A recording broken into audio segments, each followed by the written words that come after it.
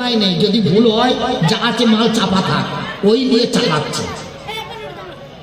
তা আমি বলি, আচ্ছা নামাজ শিক্ষা যদি তোমার মৌলবি দরকার না লাগে, তুমি নামাজ পড়বে তো নামাজ শিক্ষা দিয়ে নামাজ পড়বে। তা এখন যদি জিজ্ঞাসা করি নামাজ শিক্ষাটা লিখেছে কে? নামাজ শিক্ষা কে লিখেছে? দেখে নামাজ শিক্ষা কে লিখেছে? ও মনে শুভেন্দু অধিকারী লিখেছে মনে হয়।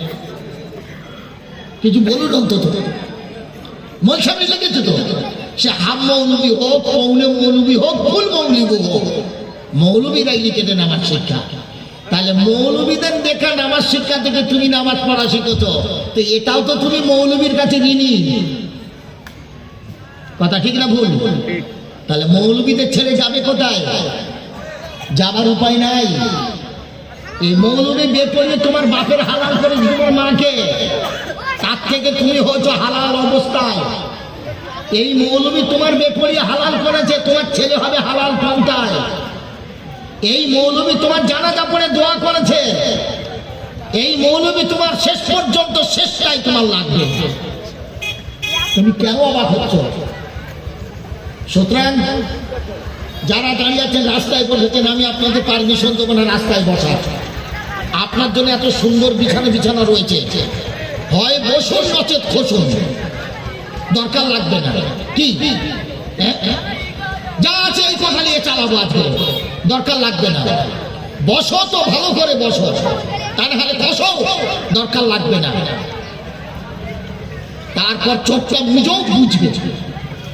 আমি জানি এ মুসলমান যখন জোয়ান থাকে কে নামাজের কথা বললে পড়বে নামাজ এক্ষুনি মৌলবীদের কাজ নেই, বুড়ো হলে পড়বো। কিরকম বুড়ো হবে তুমি? রাতের বেলা শুয়ে আছো, বউ বলে কি হলো গো?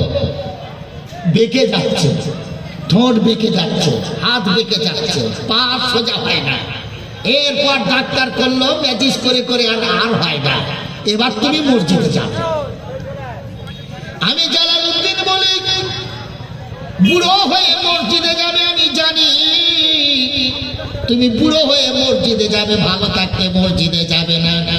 ভালো যখন থাকবে তুমি বন্দুকওয়ালা হবে, ভালো যখন থাকবে তুমি লাঠিওয়ালা হবে, ভালো যখন থাকবে তুমি বড়াকা নারীর পেছনে লাগবে, ভালো যখন হবে তুমি বড়দা শালিকে নিয়ে ফুর্তি করবে, ভালো যখন থাকবে তুমি প্রেম বিনিময় করবে। যখন তোমার পা ধরে যাবে, হাত ধরে যাবে, কথা বলতে পারবে না, যখন বউ তোমারে নেবে না, সমাজ তোমারে নেবে না, পার্টি তোমারে গ্রহণ করবে না, বন্ধু তোমারে নেবে না, তুমি তখন মসজিদে যে আল্লাহু আকবার বলবে। এটাই তো হচ্ছে বেশিরভাগ।